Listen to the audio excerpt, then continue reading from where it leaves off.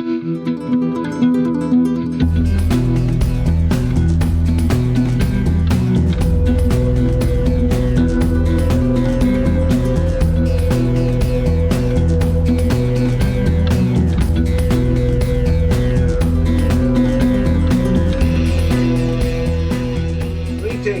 Iain from RTO here. Welcome to A Perfect Side, where I listen to an album and then go, okay, this is my favourite side.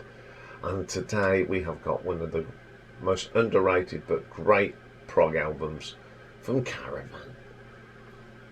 So Caravan, of course, filmed in the Canterbury area in 1968. Never really achieved that great commercial success, did they? But they had a very good following, and they were a key part of that Canterbury scene, that blending of the psychedelic rock and jazz and a little bit of classical thrown in as well. So the album we're going to look at, of course, is their third album from 1971, and of course it's called In the Land of Grey and Pink.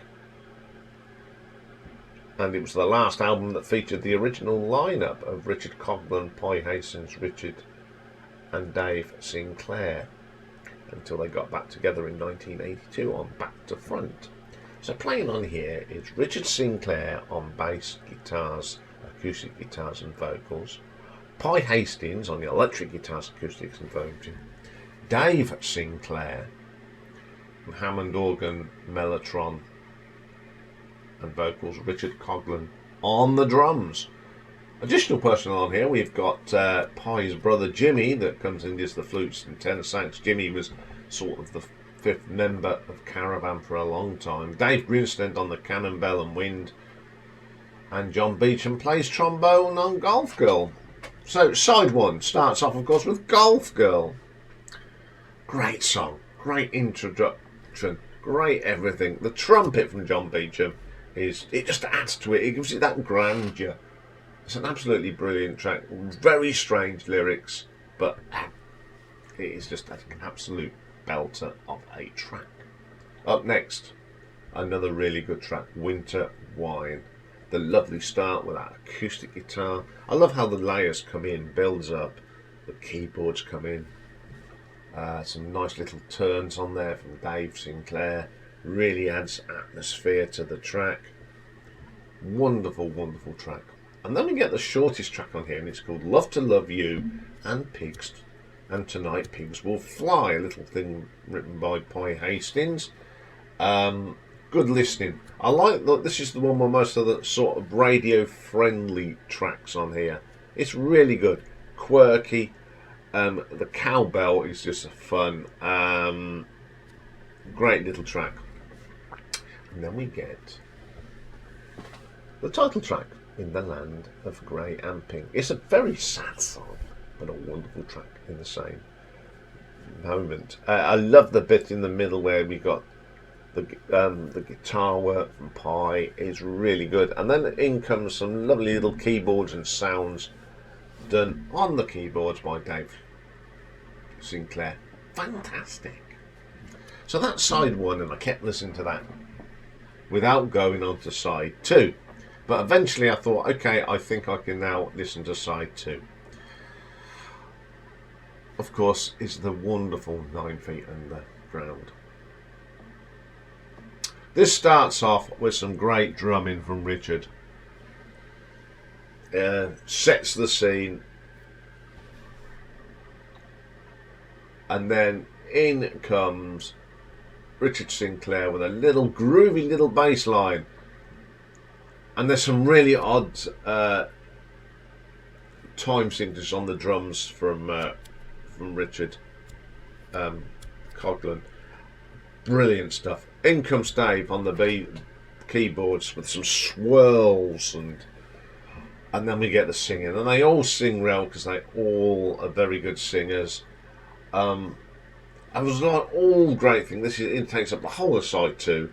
And then you get the crescendo and the keyboards. It all comes to one, and then you get that little drum roll at the end to end the track. Now, a brilliant prog album, a very underrated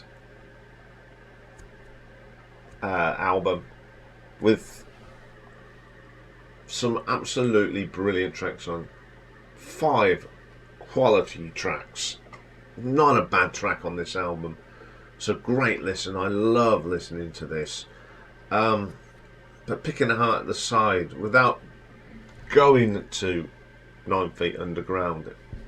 So, as I said, I listened to this under the headphones at least 2 or 3 times. And Golf Girl is just...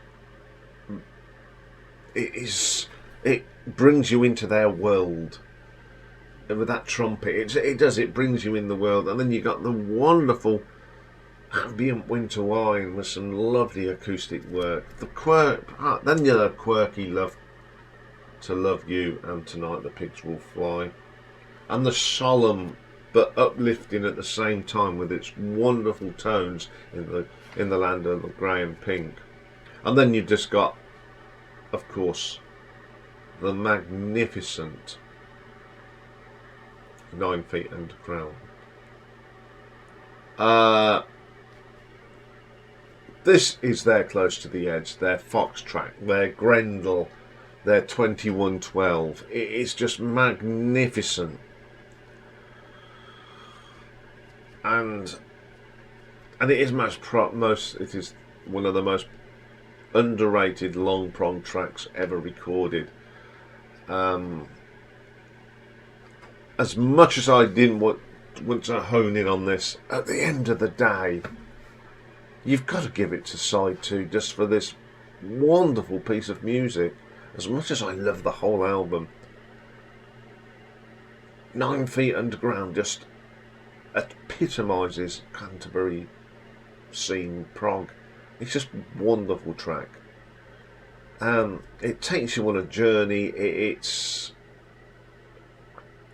just magnificent. So I'm a bit predictable on this one, I'm afraid. It's side 2. So as much as I didn't want it to be, I thought let's give side 1 more love. But at the end of the day, it's not going to happen. Okay, that's all for today. Tomorrow is Ladies' Day. I can't believe we've whistled through October. And tomorrow, we've got 2 really good bands. One that you've probably never really heard of. They are 3 sisters from Monterrey in Mexico. They go under the name The Warning. They're a good rock band.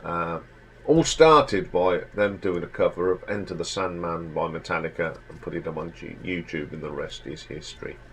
And tomorrow's retro ranking is an artist that I've only recently discovered, and it's all down to Michael Ricefield showing us these albums by Laura Nero, or Niro, I'm not sure how you pronounce her name. Another person that really got into Laura is Mike's Vinyl Spiral and myself. So I'm going to pick my favourite songs the ones I've already picked to be my favourite songs, and we will do a full album ranking of Laura at some stage, but I need to listen to it more. But tomorrow you're going to get 10 songs that really shone out for me on the first listening. So have a great day everyone, and I will see you tomorrow. Bye for now.